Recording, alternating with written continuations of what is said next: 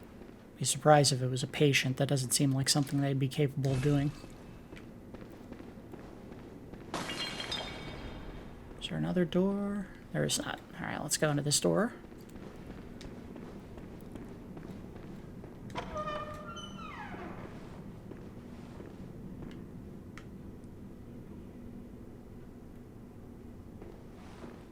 And you see on the floor there are some writhing masses.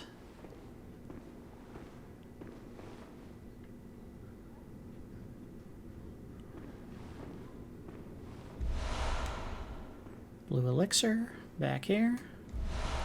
Enlarged head. And you see the sacks all seem to have come alive. Uh-oh.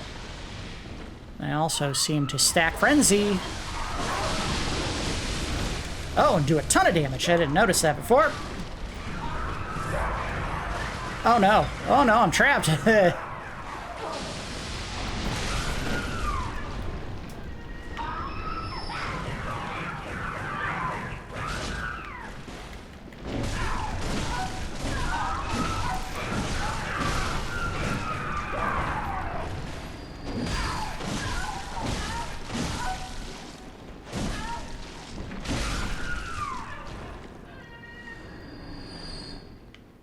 Well, we got one more here, and we'll look at the item we just picked up.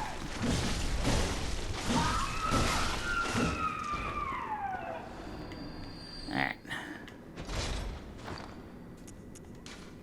So what we picked up was an enlarged head. An enlarged head of a patient of the cathedral, with a cavity that just happens to fit a human head, although one would be mad to try it on. But if you do, listen carefully for the sticky sound, drip, drop, as water seeping up from the depths, slowly, steadily. I'm an idiot, so I am going to put it on. I don't believe it confers any additional status effect. It's just kind of a cosmetic item you can slap on. But hey, you know, if it does confer some kind of bonus, awesome.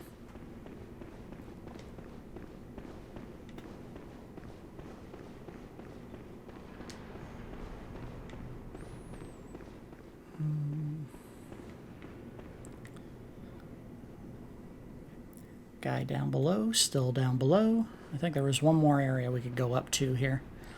We'll go up there real quick. This way. This may be leading up into the very top of the... Nope. Come on. Hey! Ah, I missed my chance. Ow! Oh, okay.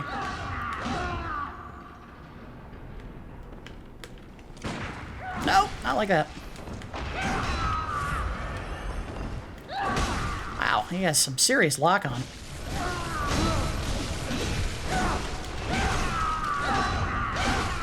Oh, flailing. There we go. Ah, they still won't let me do it because I'm on the steps, that's why. Good. I need that blood. So this may be somewhere we want to come back to at a later time. Basically what it's going to do is it's going to take us up to the very top of this chamber where the rotating stairs have a lever that'll lower everything. And we do want to do that, but we want to wait until we had a chance to look at some of these areas on this side of the research hall. So there is some important rooms that we need to go in, and we may not be able to access all of them if we don't come through here first.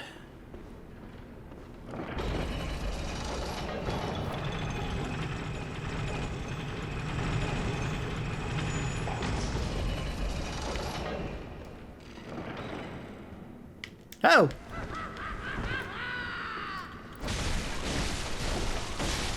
I don't think so.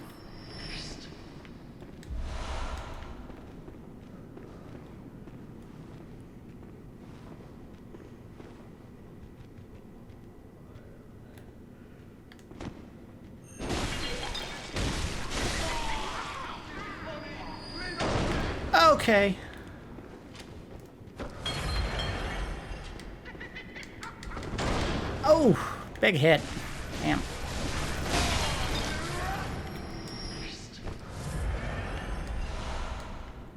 It could be that these men were the ones who did all these rather disgusting stabbing wounds on the bodies. That one in particular seemed very taken by what had happened here, so it's potentially a sign that he was the one who did it. Maybe the villagers found out what was going on here, and instead of seeing these people as victims, they saw them as part of the problem. They were out to punish them. Don't know. What I do know is I see a church servant right there. See if I can't get the drop on him.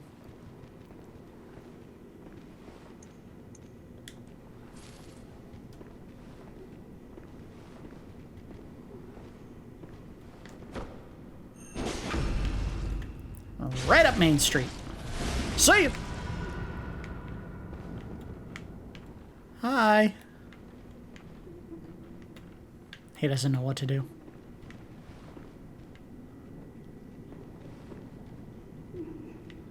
Okay.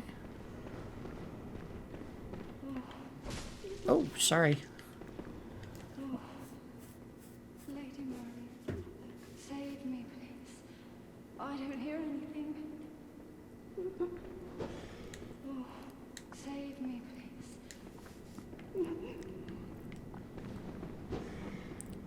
She doesn't hear anything. Well, let's put her out of her misery.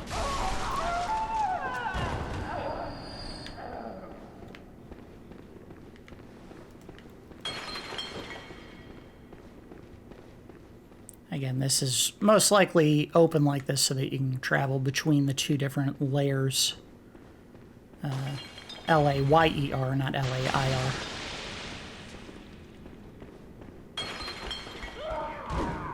Big swing! Owie! I got caught. Alright, anyway. Another trap! Ow! There's so many. Madman's knowledge.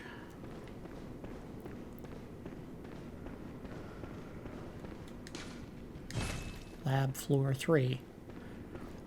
These signs are also meant to help you kind of navigate the area, because again, it can be very confusing trying to get through this area on your own. There's a lot of additional platforms and areas that may be hard to find your way to on your own.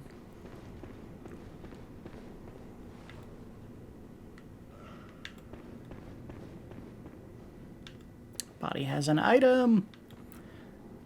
That may be something we can get to by dropping down from another platform later. We just haven't found our way to it yet.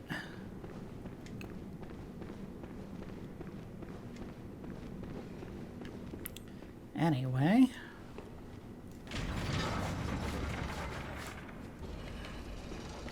This will act as our shortcut back up to this area from the main entrance to the research hall. Oh, come on.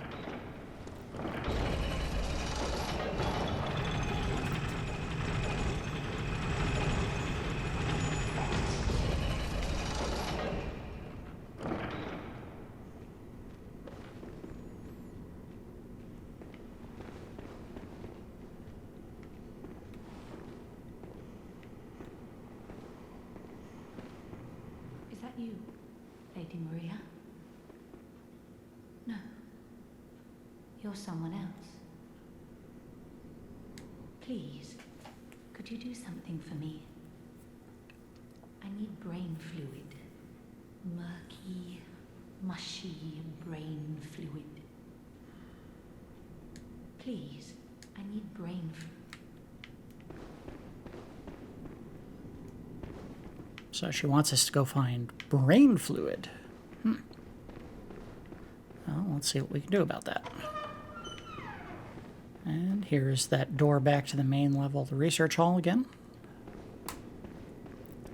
And go back up.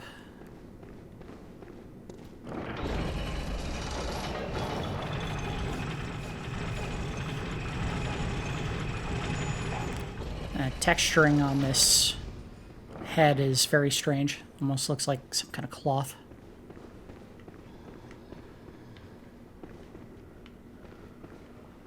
Alright, so now we can go back up to where we were before. And we will bring the entire structure down the staircase, at least. I'll go back upstairs.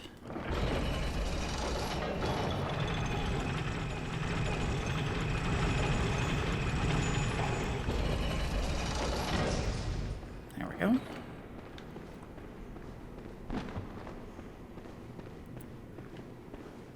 And I don't know if there was another door up here that we missed, but we can search. Nope, don't think there was. There's a stairwell right here that we did not go up, but I don't know if that's something we need to do. We can go get the item that was dropped by the patient that guy gunned down. Probably just blood vials or quicksilver bullets.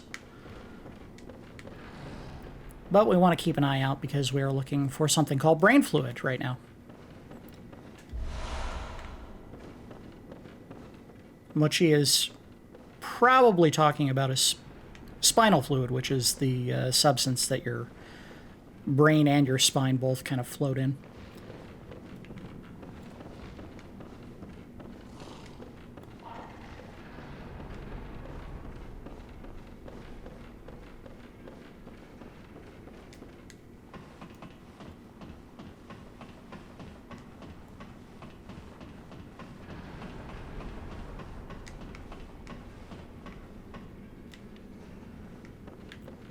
Alright, so that lever right there is what we want to go for. Let's check the top here and see if there's any items for Adeline, or just for our own personal equipment.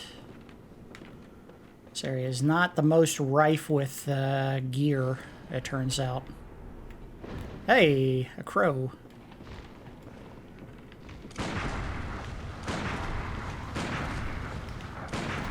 This may be the best use of bullets that we can find, although honestly there may be better equipment for that. Great one's wisdom and a pair of rats. This is a dangerous place to be fighting anything, so we may just walk by them to get to the platform all the way over here, where there's a lot more room for fighting. Listen close, and you too will hear the sound of water. Listen close, and you too will hear the sound of water. Now, important to note there, nothing. As we talked about in the previous episode, or episodes, plural, there is a correlation between the separate planes of existence in the world of Bloodborne and their proximity, the portals for travel between them, all near bodies of water. And as we had talked about way before that, you would notice in certainly the dream realms, there is always the presence of bodies of water in the background, or ship masts, at least.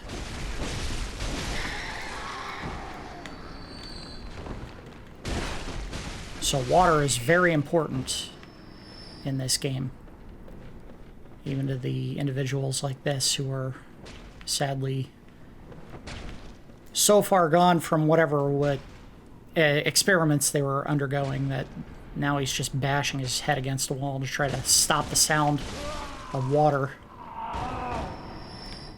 So we'll put him out of his misery.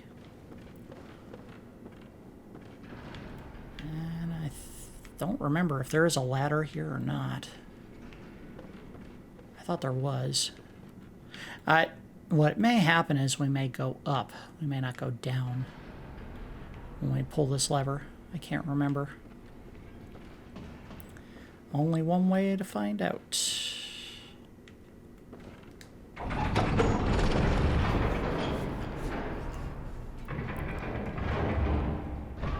We go up. All right.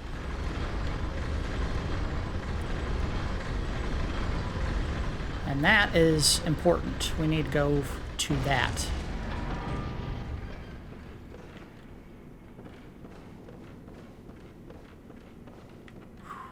I don't think enough money exists in the world to get me to walk out on something like this. Splash. Split. Splash. Have you heard how curiously the sea churns? Like a storm, but like the rain, only gentle, like dripping water. It bellows from deep inside of me. Here it comes, up through my inside, but gently, like little droplets. Have you heard like a here, but gently? Alright, so unfortunately we need to kill this thing for brain fluid. And I don't know if is that a key item? Yeah, it's a key item. Alright, so brain fluid. Grayish amoeba-shaped brain fluid. Wobbles and bounces. Extracted from a patient whose head expanded until that was all that they were. In the early days of the Healing Church, the Great Ones were linked to the ocean, and so the cerebral patients would imbibe water and listen for the howl of the sea. Brain fluid writhed inside the head, the initial makings of internal eyes. So it sounds like what was happening was they were kidnapping or subjecting prisoners, I guess you wouldn't have to kidnap them if they're already in prison, to quantities, probably large quantities, of water, presumably ocean water. And that the consumption of this ocean water was causing their heads to expand, to swell in like an encephalitic condition. And that from that spawned this brain fluid that, at least from the description here, says how eyes started forming on the inside. So somewhere you may find water that is in some way special or different. And you'll also note that even though we just killed this unfortunate lady, she's alive again. Have you heard That's not an accident. the sea churns? Like a storm, but like the rain, only gentle, like dripping water. It bellows from deep inside of me. Here it comes, up it gently. Killing her again will not give you new brain fluid, as far as I know, but you can certainly do that over and over, and there is no repercussion. You know, there's no karma in this system, or in this game system. There's no punishment. You don't get additional items for doing it either. It's just an option. So what that bird is trying to show you is you're not that far above the platform down below if you want to drop. And the way the stairs rotated, it'll allow you to get to different levels, but you can see there is a ladder there, and a lit area, which may be a door, if not just the ladder. It's just the ladder. Alright, anyway.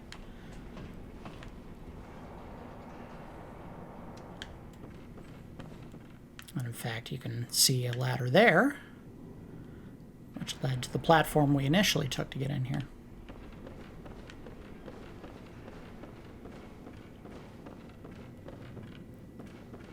I see a chest.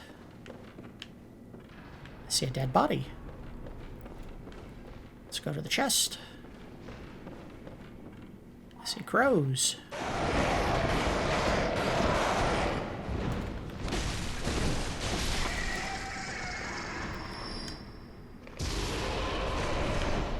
Oh.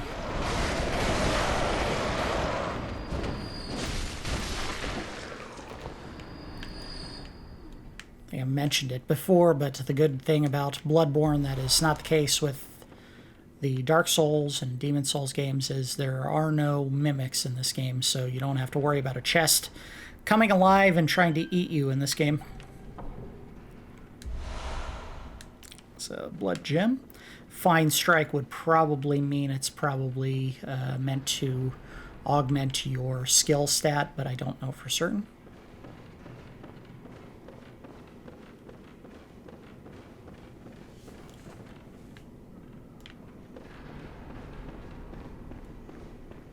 I've been on this floor before.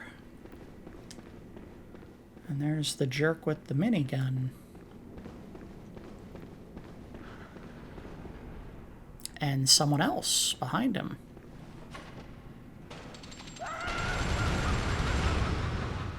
Someone who's aggroed. Ow. Alright, see ya. It's like I changed my mind. Oh, he's coming back for more. Nope. I was just kidding. He has a range for where he'll fight you, and I think we're too far outside of it, so I'll just keep turning back. I don't believe he goes any further. I don't know for certain. I guess we'll find out when he shows up around the corner and stabs me! What are you doing? Game's like, I don't know what to do. The floor design is weird. Oh! Ow!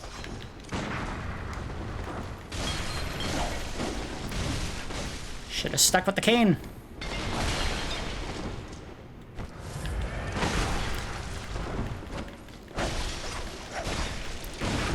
Uh-oh, I'm dead. That's what I get for running my mouth.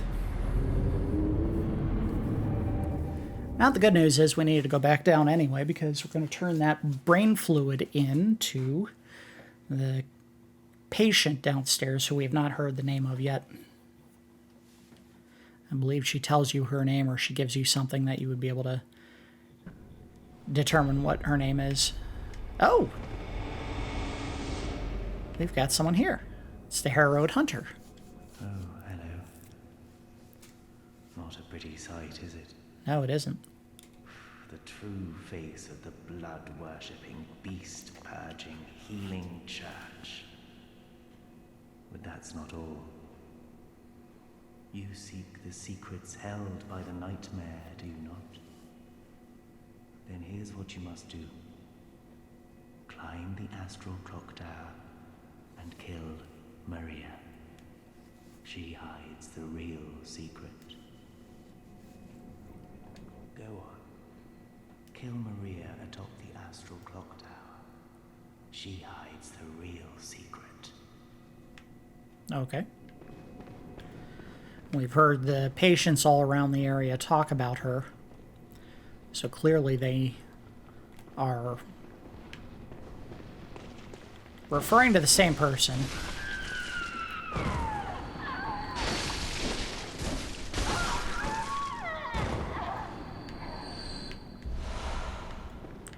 We'll leave the rest for now. We just want to go back in here and turn in the brain fluid. Please, could you do something for me? I need brain fluid. Murky. There you go. Thank you. You're terribly kind.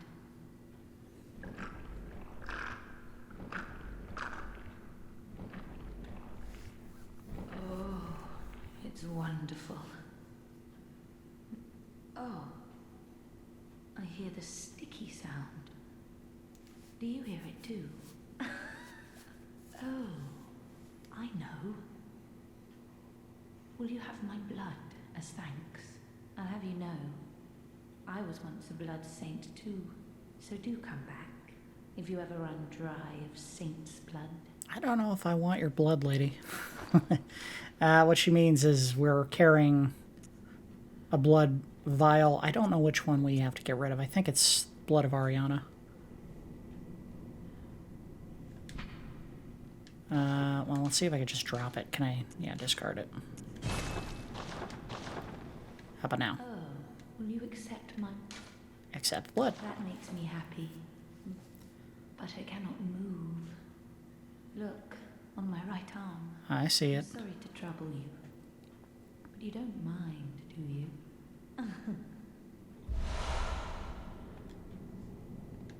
Oh, there you are.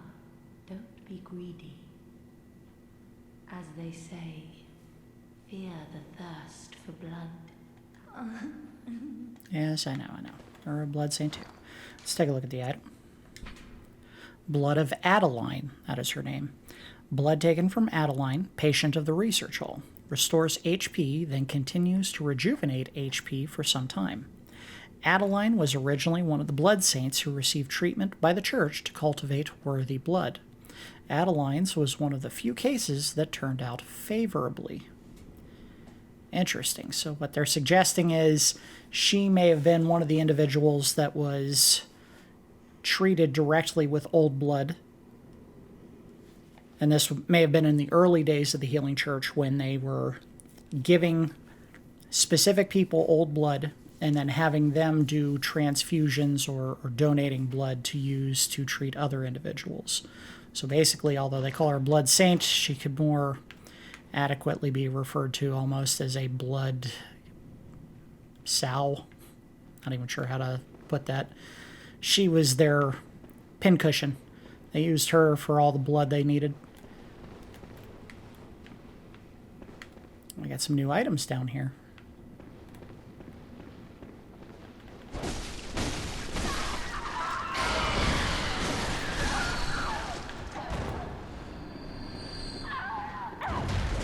Big swing! Like if these patients hit you, they will inflict either poison or frenzy buildup.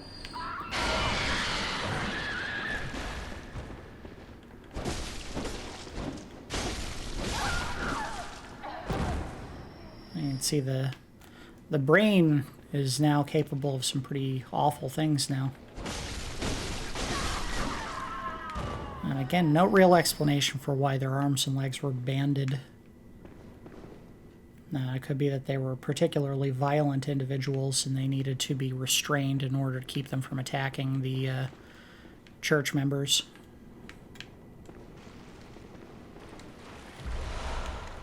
Lethal. That may also be a blood-based one, hard to say. Kin cold blood.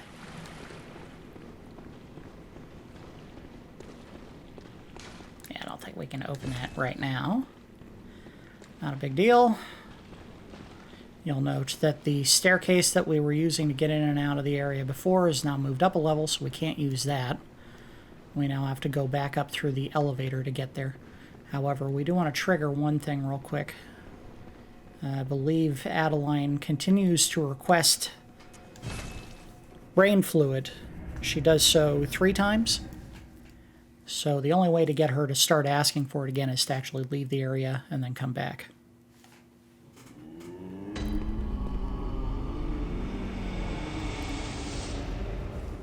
Don't judge me, it's just a rash. Alright, as funny as it was, I need to put a real head on. Alright. You know, it's been a while since we saw if Gurman was here. I don't know if he appears anymore. Oh, look at this. Great timing.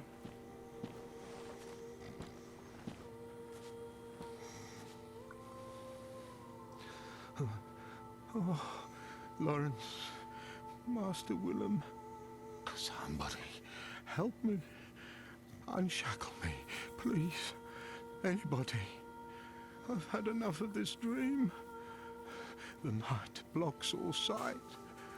Oh, somebody, please.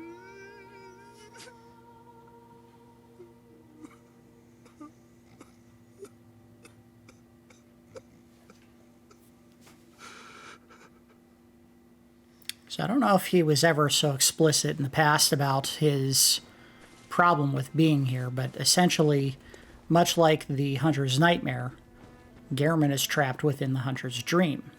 Now the question becomes, as with the Hunter's Nightmare, if he created the dream and now he can't escape, what's keeping him here? In the case of the Hunter's Nightmare, we're on our path to finding what is trapping people in the nightmare. Oh, I keep going that way. It's up here. But we may not find out for a bit just yet who is keeping him, Gehrman, trapped in the Hunter's dream.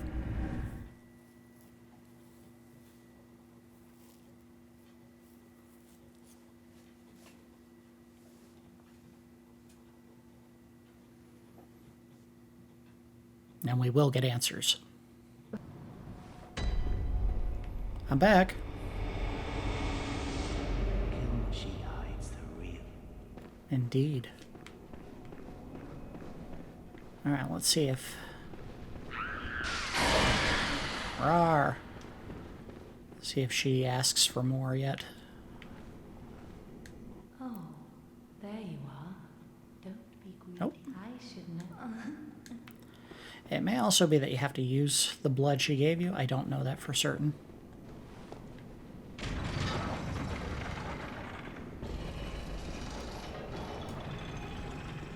You'd see another one of these patients that was experimented on in a rather disgusting manner. Probably just punished by someone who did not like what they found here. Saw it as a vile beast that needed to be killed.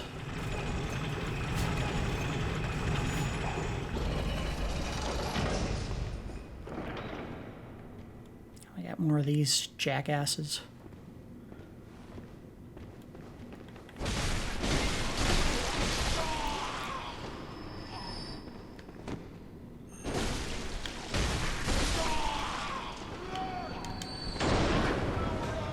It's got a magnum blunderbuss.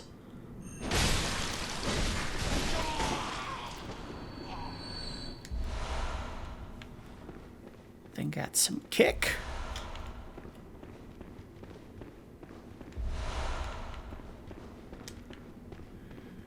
Hey, look who's back.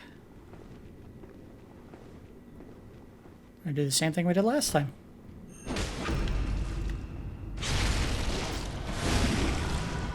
And I'll survive again. Or not. I don't think I survived that one. Yet I'm not getting any blood echoes. Interesting. Game very flaky right now about giving me... Oh, I wonder if he landed there. Well, anyway. So if you want to get back onto the rotating stairwell, you can do so there.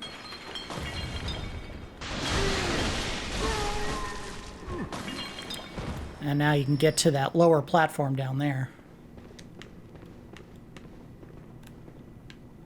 Key up.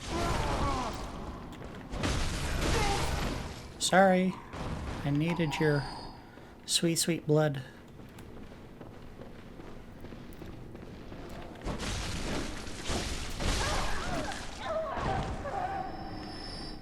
And what were you carrying? A lock shield. Someone down below is getting poisoned. I'm betting it's that church servant. Yep. Look at him. Big dummy doesn't even know he's about to die. Let's check it out here. It is a left-handed item. Lock shield. Lock shield, an artisanal shield crafted with blue glass. Originally used to safeguard the leader presiding over a sacred healing church ceremony. The later supplied two tomb prospectors. Boy, I'm really struggling here. In particular, those exploring the labyrinth of Ys, or Eyes. The blue is fashioned after a lake, and the shield greatly reduces all forms of non-physical damage. So what that may do is later on, we may find an instance where having... Oh, put the right one on.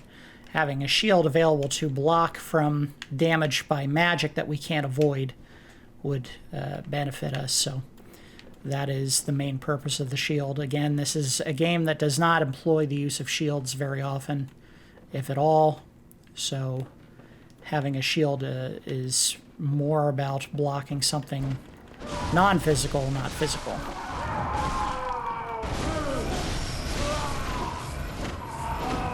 Get out of here. Trying to save your life, kid.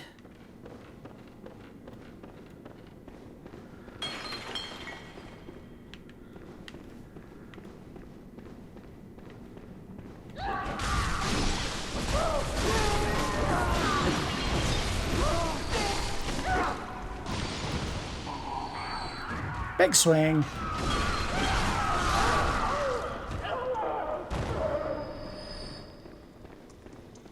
What do you got? Bullets. And patient floor 3. Patient room floor 3. Underground cell. Uh-oh. Oh, no, no, no. I'm being poisoned. There's a trap. Get rid of her first, then we'll worry about the rest of it. Alright. She had a damp gem, murky damp gem.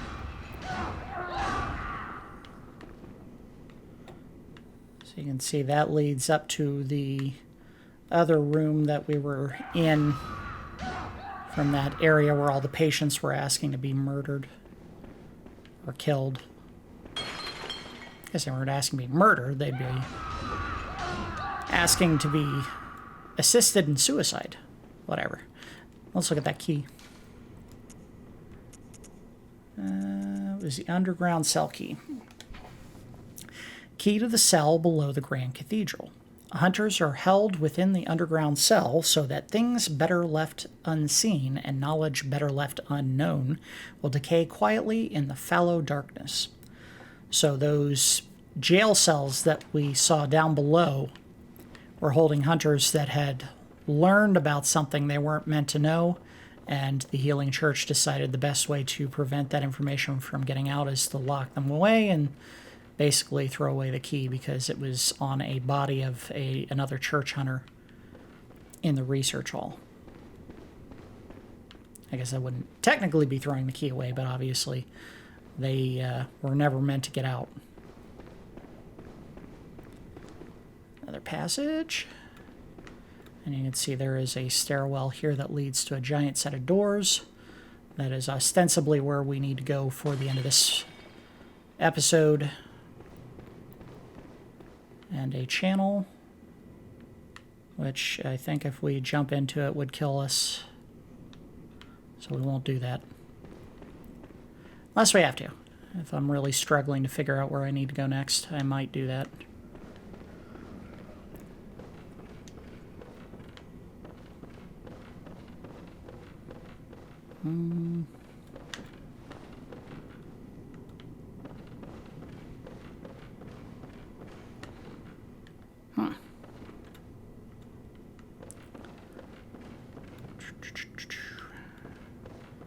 Again, this is one of the more confusing areas of the game. Not easy to figure out where you need to go at times.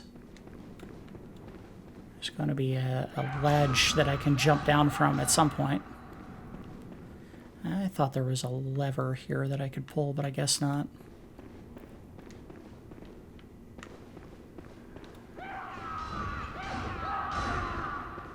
Well, let's go back up. Yeah, there is something up there that I missed.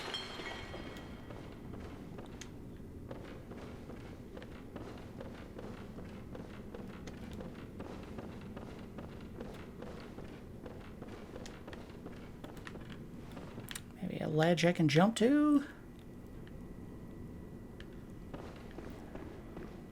Well, I guess we're jumping down that shaft after all.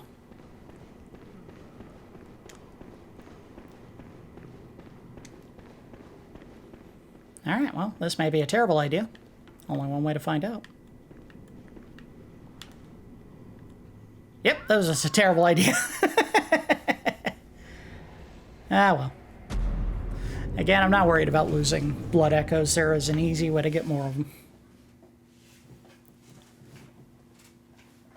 They're a nice benefit for playing clean, but we're worried about telling a compelling story here of what's happening in the world of Bloodborne. The rest is inconsequential. You're not going to say anything new. Oh, actually, Since we have the key and we're back here, let's go down to the jail cells and have a quick chat with the people that we can now open the doors to, presumably.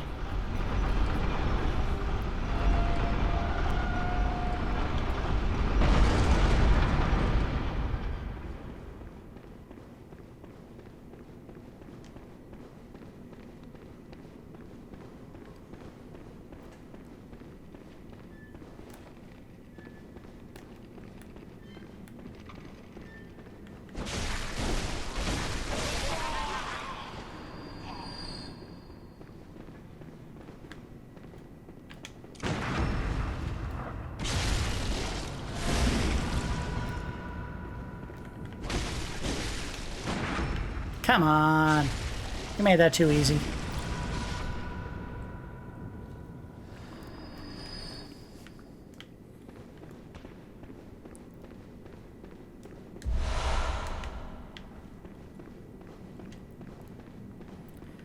So, they don't say which cell it opens. It might open all of them.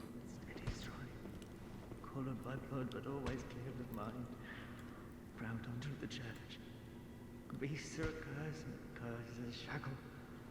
Only ye, the true blades of the church. Hello. So now we can get in here and talk to this poor gentleman. Shrouded by night, but with steady stride. Colored by blood, but always clear of mind. Ground unto the church. Beasts are a curse, and the curse is a shackle. Only ye, the true blades of the church. Clearly he's bothered by the tasks of the hunters. But he's not letting us help him. Can't talk to him. Shrouded by ground unto beasts. Only ye. So, you let him out, I believe he becomes a helper in the fight coming up. So we'll leave him be for the time being. Check out the other jail cells in here that were locked. Frenzied cold blood. Make sure I didn't miss anything back here. I did not. And we will come back to this gentleman down below in a second, because he's going to have some more dialogue for us.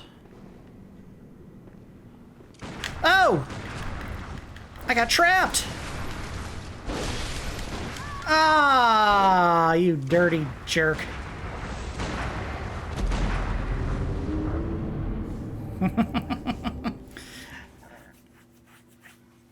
So clearly that individual was put in there because they were potentially blood drunk as well. Maybe one of the early individuals to be imprisoned for their mania. Uh-oh. Whew. Almost walked right off. We'll get him, though. Hopefully this time not in a jail cell where the individual can just take pot shots at me and there's really little I can do to defend myself.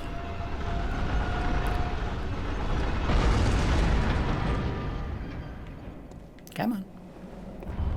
Again, I don't believe the lock shield does much of anything to prevent damage of any physical nature, so bullets would probably just go right through it and hit you.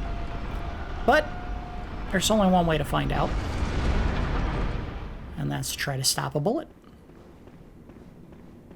It's possible.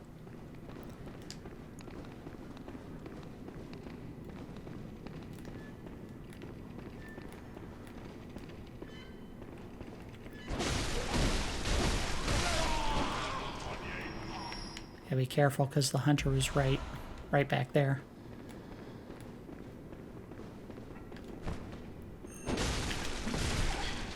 Yeah, see, no parries for me with this shield.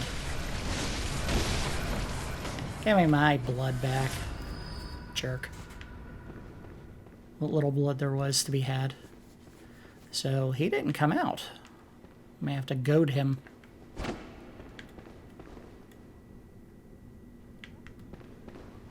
I know you're in here. Gotcha. Come on.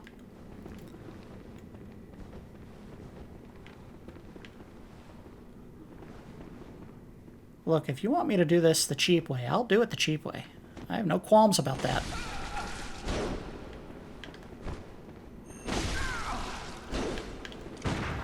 Aha, can't shoot me through a door. Ah, there it goes.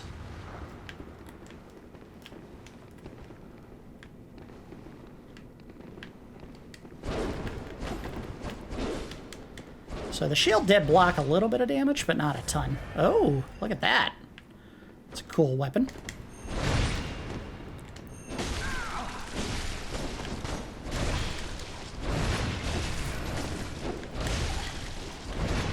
Important to note, he can't use his gun while that's deployed. He has to use both hands to use it, so the shield ain't going to do much to help me now. Oh, hey, here's some blood.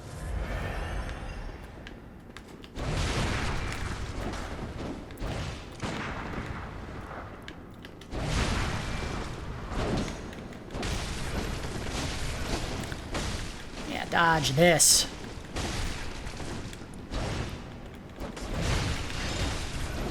Uh-oh. Don't get cocky. Get that blood. Good. Go down. I'll take your weapon now. Thank you. Let's take a look at that. Church pick. Which is a skill-based weapon and also a little bit arcane. Interesting. One of the old trick weapons of the Healing Church. A hunting weapon formed from one of the giant picks that appeared in old beast tales. The church pick initially serves as a large sword, but when transformed, functions as an extended war pick. In spite of its origins, it is a highly practical weapon. And one we can't use. It's alright. Let's continue our search of the jail cells. Uninterrupted, hopefully, for the rest of it.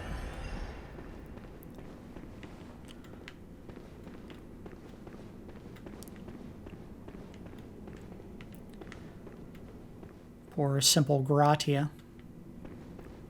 Hard to imagine what someone who is referred to as simple Gratia because of her size and presumably low intelligence did wrong that would incur the wrath of the Healing Church, but, well, here we are, looking at the body of her in a jail cell.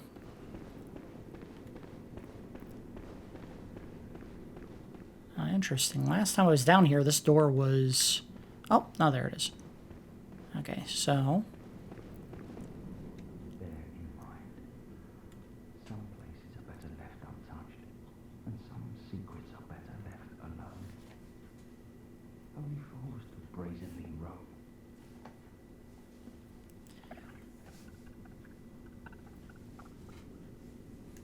His warning is twofold. He really does mean don't open this door. If you do, I believe he uses that to invade you. Or he might invade us anyway. And that might be the way to get to him later as you get a key that opens that door. But in any case, let us continue.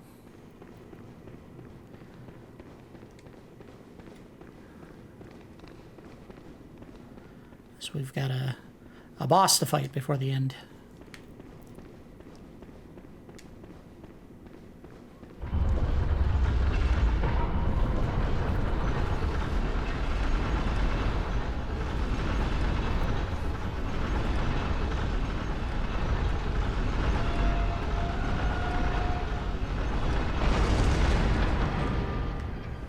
Anything new to say?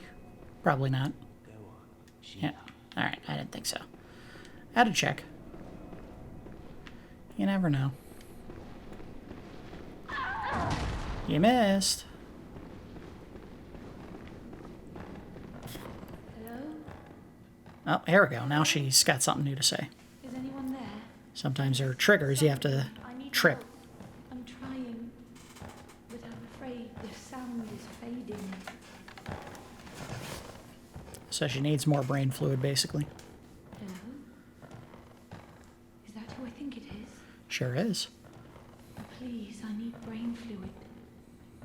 The sticky sound is fading fast. Please bring me brain fluid. I must have it. That sound It is all that guides me. Without it, I'll be sent back to my former, lesser years. So this woman, unlike the other patients within the research hall, is likely a willing participant in these experiments. Much like her status as a blood saint, this was probably voluntary, and even though she is currently held down, that may be so that she doesn't wander off or hurt herself since she can no longer see. But she wants the evolution, for lack of a better term, that comes with using the brain fluid.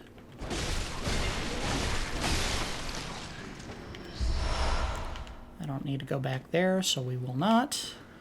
Let's go out here and see if there's anything we can do that I failed to do earlier. I don't think so. I think we got to go up further and then drop down to where we want to go next. That is very strange, the way he falls.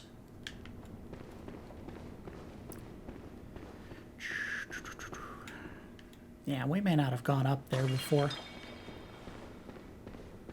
I think we ended up dropping down to this platform to fight some enemies, but we didn't go up, so we'll do that now. Bye-bye.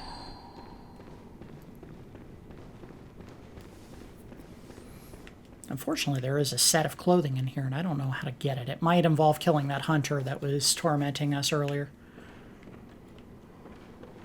Oh, wow. Now we have our way to the boss fight, I believe, is through these doors. So we can advance that, at least.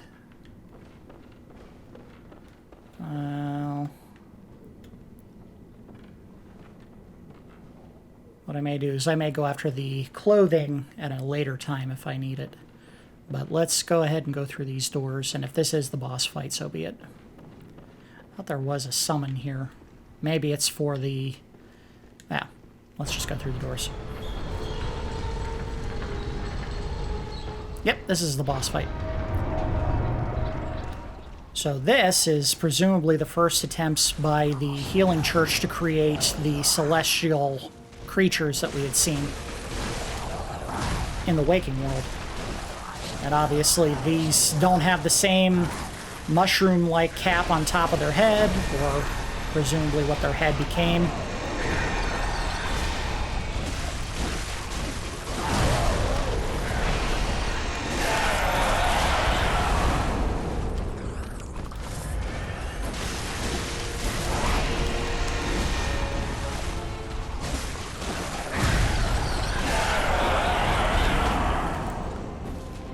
Unlike the Celestial Emissary, it's not one giant creature, it is multiples. And you'll note that they are, as with the Celestial Mob, seemingly spawning from the flower bed here.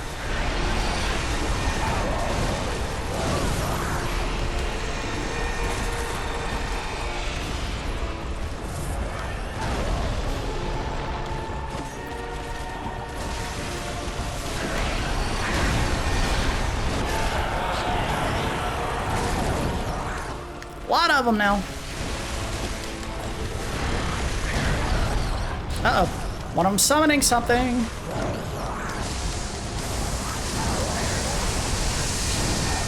Uh-oh. Oh, oh. Uh-oh. Uh-oh. Can't dodge much longer. All right. All right. One more down.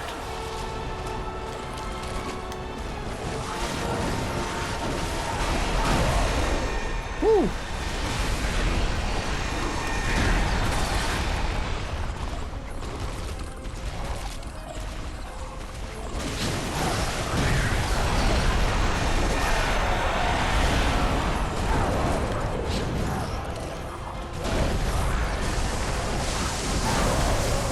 Oh no! I'll have to swap it up. Not ideal, but we can do this.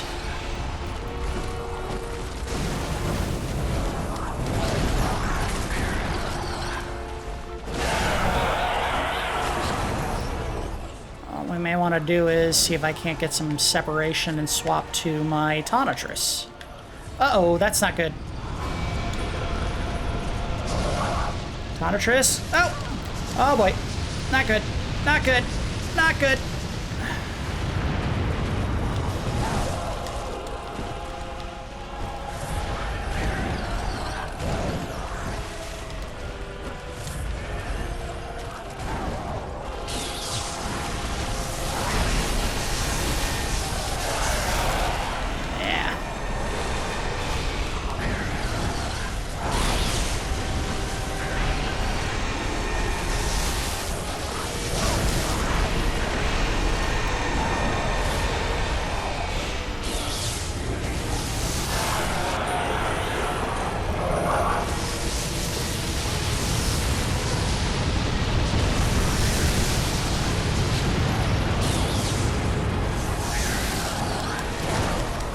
Oh boy.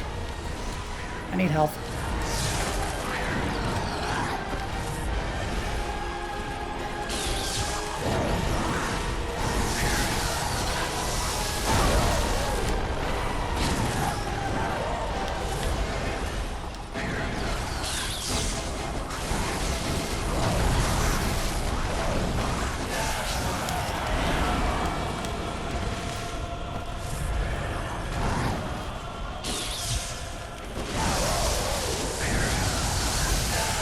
Oh, we're so close.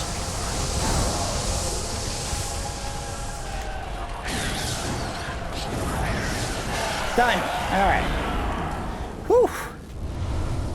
I got dicey at times. This is not one of those fights I typically struggle with.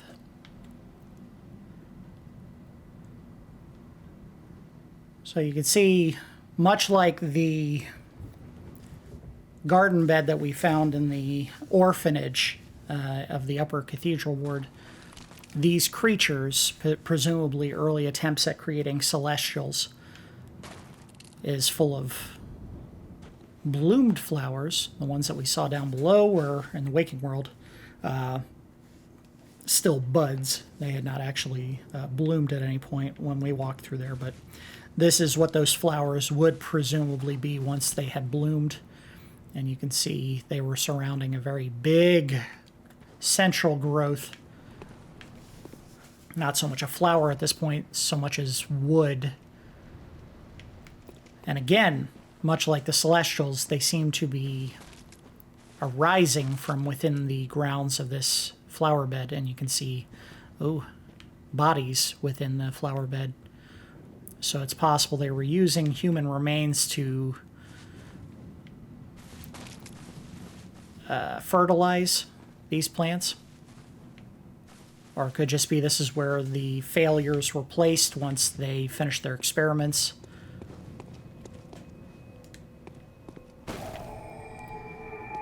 Alright, so I didn't think I was going to get to the boss that quickly. There was some more stuff I wanted to do back in the research hall.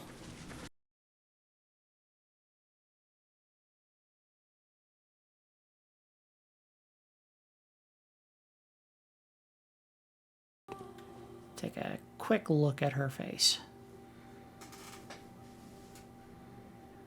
No particular reason, just to take a look at her face.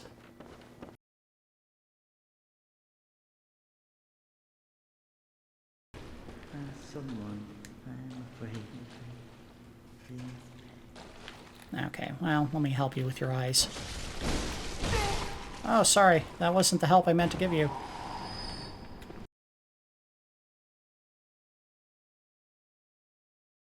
There's an item I want that's on floor 2, and I'm not sure how exactly to get to it. No idea. I don't know if it's... I think it's on this side. That's the problem.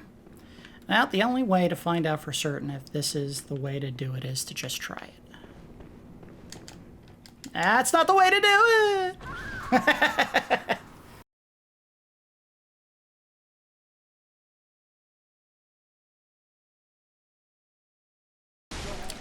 Is there a... It might be in here. This might be where the item was that I was looking for. Or not the item, but like a... Yes, it is. There it is. There's a ladder right there that I missed. Alright, so let's give him what for. And then we'll take the ladder down and get something different. Being vague on purpose. It's a cool item, but nothing critical to the game. I don't think.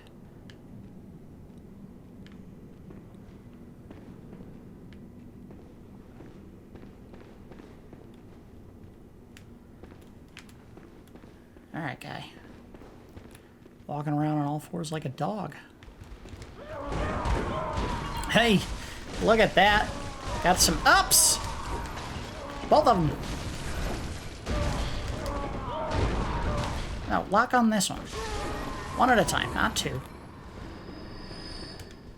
Blood up.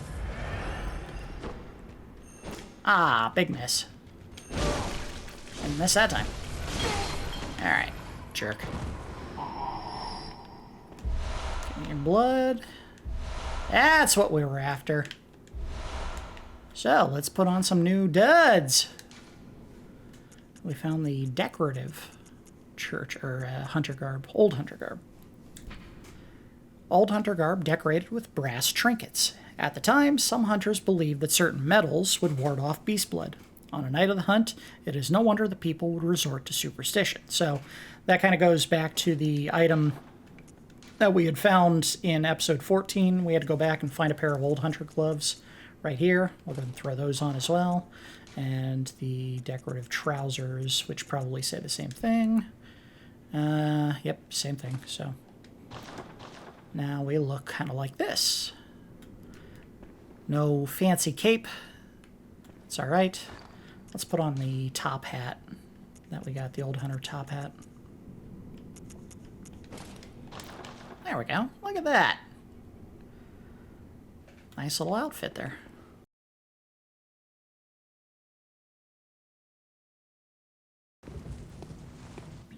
Blop, blop. Splish, splash, splish, splash. Blip, blop. Okay, let's go ahead and finish you off.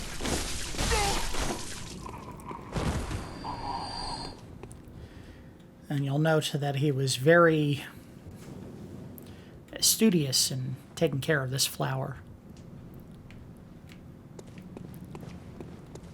Again, there is a direct connection between the Celestials and those flowers, whether it is a source of sustenance or their birth is involved with the blooming or presence of those flowers. It's hard to say directly from what we've seen in the game. We just know that it's important.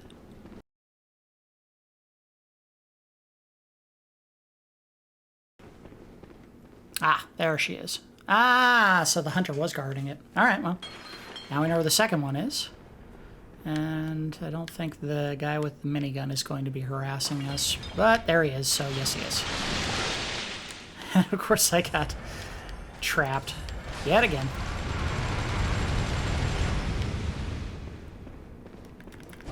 Hey, jerk.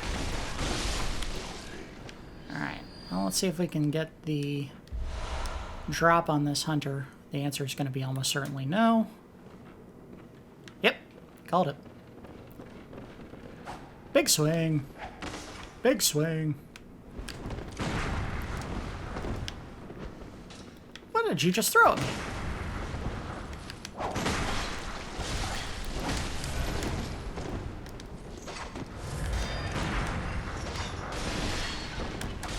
Ah, I'm caught against the table.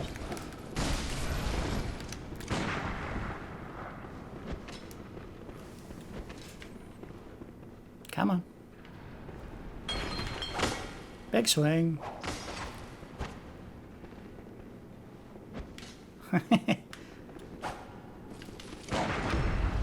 Thank you.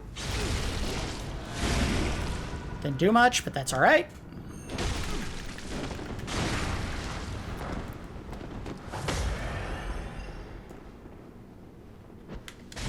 He keeps throwing dirty knives at me.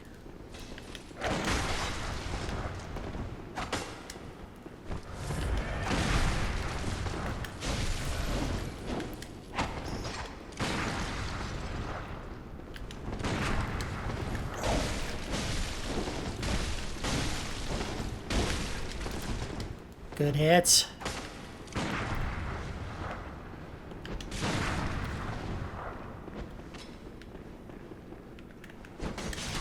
Damn it.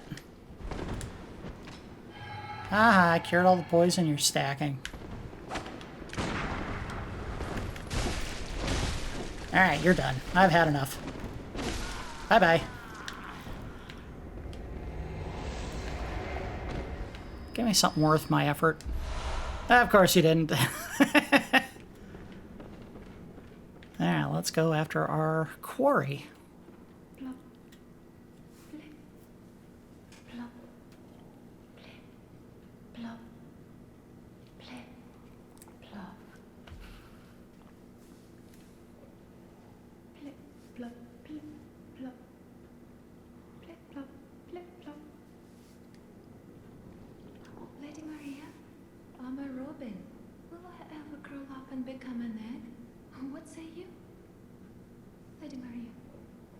Lady Maria, say something. Anything. So she thinks I am Lady Maria. Lady Maria, will I ever grow up? What say you? Say something. Of course she doesn't know because she can't see. Let's go ahead and get our brain fluid that we're here for.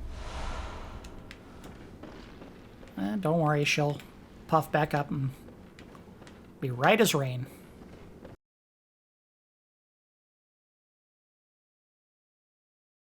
Please, I beg of you, please. I need it. Please bring me brain fluid. I need your help. I'm working on it. Yes, that's it. Let me have it.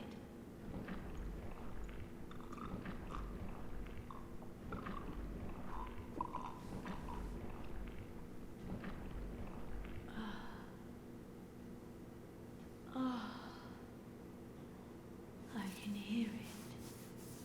Yes. The sound that guides me. Thank you. Thank you so much. You have saved me. Take this charm. Lady Maria gave it to me, but it is all I can offer, other than my own blood. Balcony key. Please, do not abandon me. I promise to do good. Alright, so... let us look at that item. Sorry, I was just checking what else I could do in this area. Balcony key. Key to the balcony on the first floor of the research hall. Lady Maria of the Astral Clock Tower gave this to the patient Adeline. Maria had hoped Adeline would find comfort in the faint breeze that carried the scent of flowers from the outside, but Adeline couldn't fathom her intentions. So, again, there is a direct connection between the flowers and individuals that are being transformed or already are celestials. Oh, hello. Do you hear that? The sticky sound, as clear as day. Slip, slop, drip, drop, slip, slop. How extraordinary. Do you think that water drips even down deep below at the bottom of the sea? Can you hear it?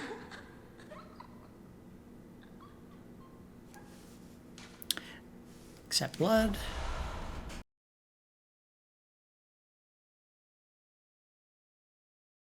See what's on the other side.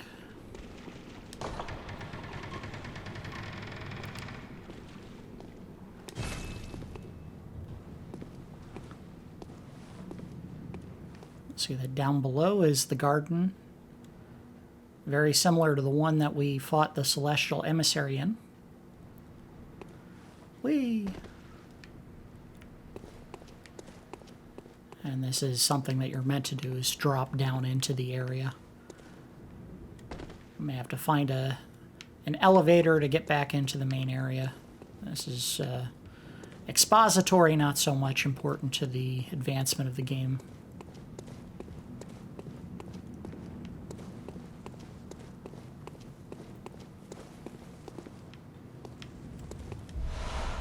Kin Coldblood. And you can see the patients working hard on those flowers down below. Looking for food, tending them, who knows. Oh, there we go. So there is a way back in here. And in fact, interesting. So much like the window we shattered to get into the Altar of Despair where we fought against Ebrietas, this window will allow us to get back into the High Cathedral, and I would assume there's a ladder that we lower somewhere to get back down in there.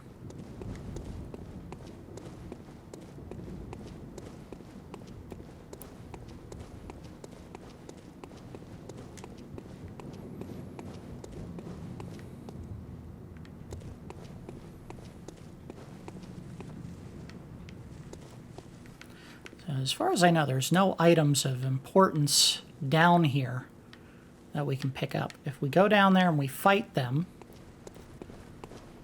we can get some blood echoes, but there isn't going to be a ton of value in doing that. Mostly we'll just kind of get attacked, and I believe some of these ladies, if not all of them, are capable of opening portals. Oh, and over here. Yeah, see? Look at that.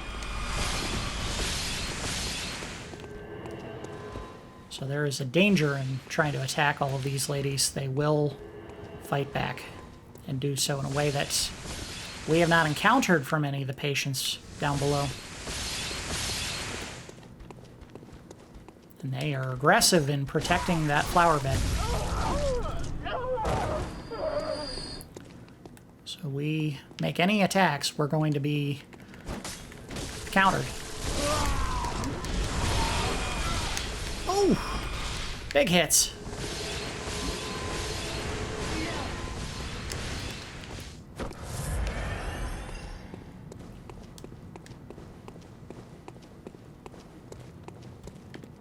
Let them go back to their duties, and we'll run in. Come on, back down. Might be too late. They don't go back to tending.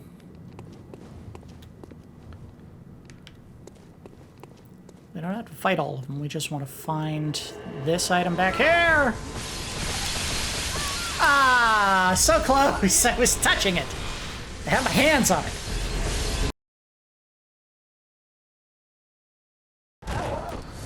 Jerk.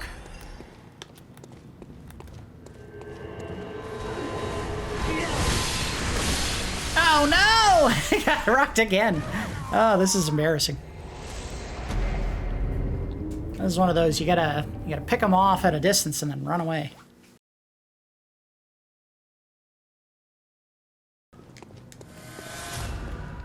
All right, we're just gonna run. If I lose my blood echoes, I lose them. Got it. There we go. Ah, I died again. We got the item. That's the important part. Again, the blood echoes, whatever. And it does have arcane scaling, as with most of these. Black Sky Eye, soft eye blessed by a phantasm. They were discovered through Bergenworth's contact with the arcane, but in the end revealed nothing. Deep within the eye lies a vast stretch of dark sky that rumbles with an endless meteor storm. The slightest rub of the tiny orb, and the rock will tumble and soar. So basically, this, if you equip it in your weapon use slot and use it, we'll find a target to use it on real quick, is kind of like... Oh, he didn't use it. I used the antidote. Sorry, one more time. Like a bullet that does way more damage. Unfortunately, it does not actually parry the enemy as far as I know. But if you're trying to poke at enemies from a distance and you have nice arcane scaling, if you've been adding a lot of points to your arcane stat, it can do a ton of damage very quickly. There we go. So Adeline is no longer a person. She's now a brain. Oh, hello. One last time. Will you fetch brain fluid just one last time? Murky, mushy fluid that will make me whole. The sticky sound whispers to me. So very close, right into my ear. My head, just a head, that's all there is. I need my baptism. Please, I beg of you. I want to be something.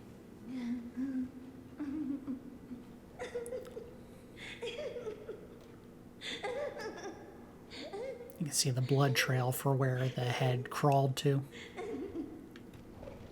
Presumably when they transform to that final state of an enlarged head, they consume the rest of the body. Now, this is something that I did not figure out on my own because the game did not make it terribly obvious. I searched the entire research hall over and over and over and wasted hours of time trying to figure out, what did I miss? Was there something that I was supposed to do and I didn't do it to get this third brain fluid? This is going to be one of the more confounding solutions in the entire game, but there is a logical reason for why you do it. What happened with the first two enlarged heads that we found when we killed them? We got brain fluid and then they immediately revived. So guess where the third source of brain fluid is? Right here.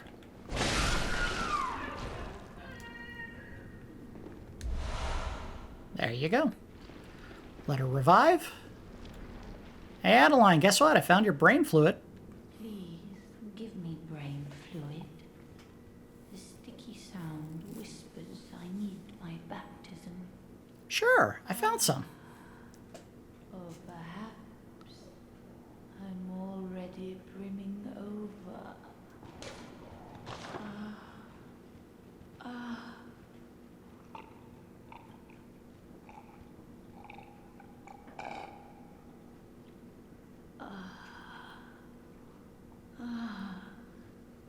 I see a shape. My guide, I see your voice. Clearly as it bends and bleeds. And not only did we get the milkweed rune, we also got insight for it. My own revelation. Just for me. Thank you for everything. Really, I used to be nothing.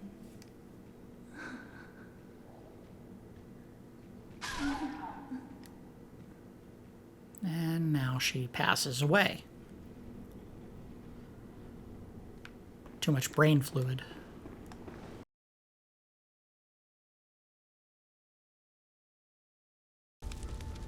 Milkweed, a Kerith rune envisioned by Adeline, patient of the research hall. A transcription of the inhuman, sticky whispers that reveal the nature of a celestial attendant. Those who take this oath become a lumen wood that peers towards the sky, feeding phantasms in its luscious bed. Phantasms guide us and lead to further discoveries. So, here is the important information we can glean from that. Number one, the lumen wood or lumen flowers that we had been seeing out in the gardens where the celestials were appearing are used as food for phantasms. And what are phantasms? These. Pearl slugs. And this may be the physical representation. Well, that's a shell of the physical representation, but also these are phantasms. So essentially, the lumen flowers are a feeding ground for phantasms. And the celestials, in theory, are either being born of the phantasms or they are host to the phantasms. Inside of them may be these writhing, wriggling pearl slugs or phantasms or light emanations, and we had heard at least one person, the imposter Yosefka, talk about something wriggling around or writhing around inside of her body. Potentially it was one of these. Perhaps in her desperation to grow more celestial mobs or celestial emissaries, she actually started consuming brain fluid, much like the patients at the research hall, and turned herself into a celestial. And we arrived before the transformation could be completed because we never actually see it. Anyway, the purpose of this, which gives you a small increase in item discovery, which doesn't sound like a terribly useful bit of rune effect, is to transform you. As you recall, with the Beast's Embrace rune, we transformed into a beast, and this allows us to do more damage with beast-type weapons. The Milkweed rune transforms us into a Lumenwood. And you can see the arms are now wrapped in tentacles, and of course the head is a giant tree, almost. Now, why do this? And the answer is simple. There are kin-type weapons that you can pick up in the game. I don't believe this is one of them. I believe the only one that you get is a late item that you pick up at the end of the DLC. That, in concert with this weapon, allows you to do some special attack technique that only works if you have this rune equipped. But we're going to go ahead and turn that off,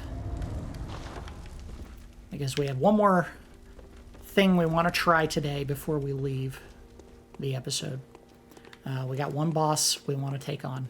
If you've been following in the episode, you know who we got to go fight. Herod Hunter laid it out pretty plain. We need to go find Maria. The good news is we do not have to go very far to get to her.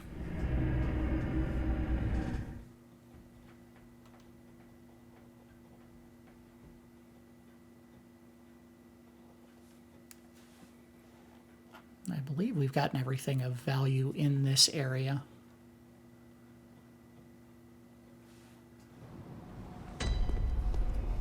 Yeah, that's it. That was everything. So, we're going to change her outfit. She is a lady after all, and maybe it would be appropriate to put on something very regal and proper for our encounter with her.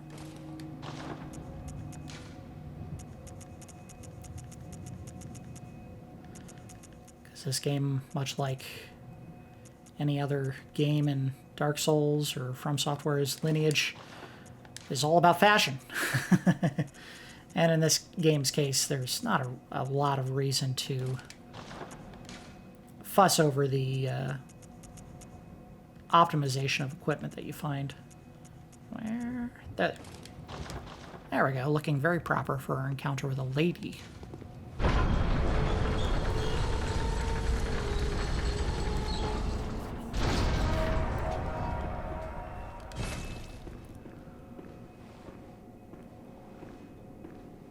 Well, there she is. Now, we'll put on the monocular here, because we want to take a look at her without getting too close just yet, which would trigger the boss fight. Oh, come on, what are you doing? Put that back on. There we go. Nope, that one.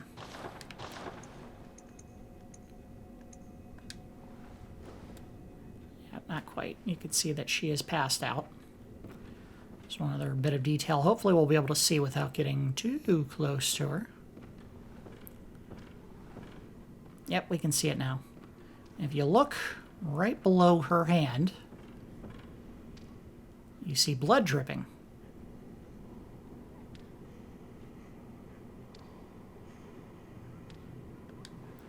There's a reason for that. Lady Maria, although it may not be obvious right away, attempted to commit suicide. Much like anyone else within the Hunter's Nightmare, she's trapped here. She doesn't want to be here, so her solution potentially for reasons of her own actions in the waking world, drove her to try to kill herself to escape the nightmare, and, well, it hasn't worked. Because she's still here. Yeah, you can see it says inspect corpse. Now, one other thing. Let's go ahead and take a look through the lens here. She'll look kind of familiar. Kind of like a certain doll we've been seeing during the game.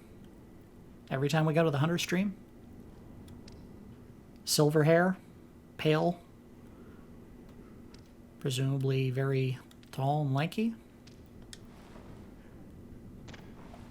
She's not standing yet, but let's go ahead and engage. That skin is super pale, almost Tumerian. A corpse should be left well alone. Boy, I am dead-eyed. Should have given her one of those pale eyes that you can give the characters in the character build. Oh, I know very well how the secrets beckon so sweetly. Only an honest death will kill you now. Prevent you from your wild curiosity. She seems awful intent on protecting a secret, which is funny because it's not a good secret. Oh, come on, hit something. There we go. Uh-oh. I need some blood.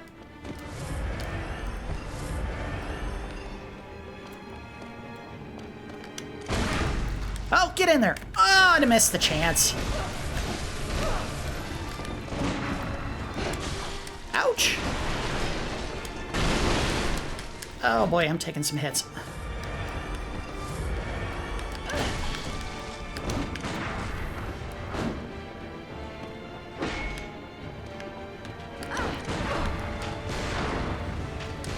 She's got a gun of her own.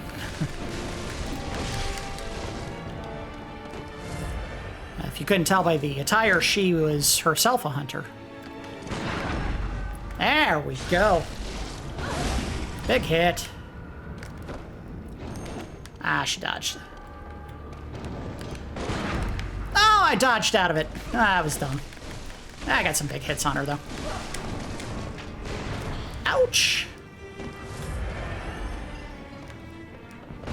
Now, we hadn't actually taken a good look at it, but her gun is very similar to the Evelyn gun we found in Castle Canehurst. And again, pale features, very tall and lanky.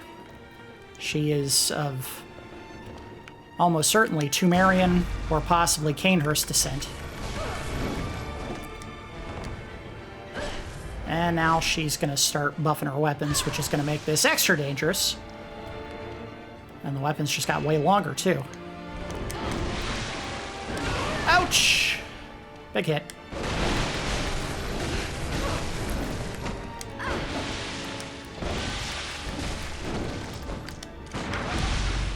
All right, Visso. Sit down. Blood up.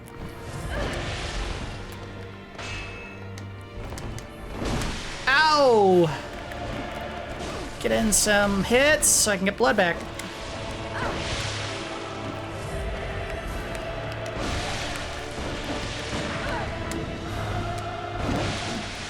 Oh.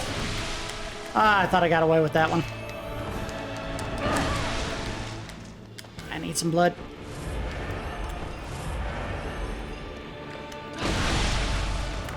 Got it. Nice. Got my health back, too.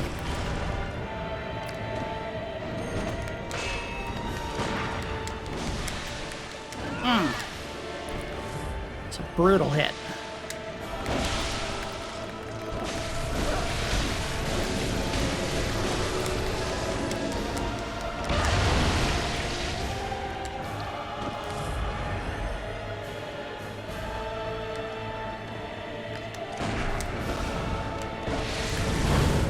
Ouch! Uh-oh. Uh-oh! Ah! I couldn't get out of the way. Tough fight. She gets more aggressive towards the end there, or at least her attacks do more damage. I think the gentleman in the cell down below that we unlocked, you have to actually kill him to get his help here, but that's all right. You missed. Oh, mistimed.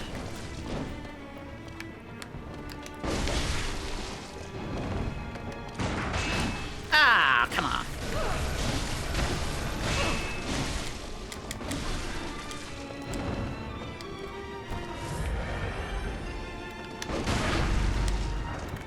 Getcha.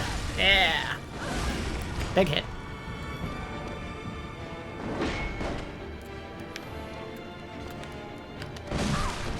Ouch.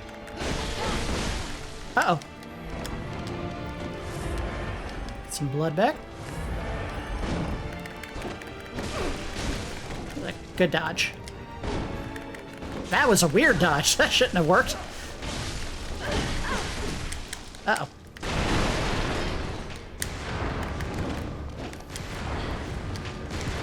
Ow! Oh, I'm getting trapped here. I can't. No chance to get away from that. Alright, well, we're gonna go ahead and end the episode here. And we will come back in the next one. I won't go back to the exit. That's alright. We can just finish it right here, and then we can come back to it right off the gate in episode 16. So, we gleaned a lot of information here.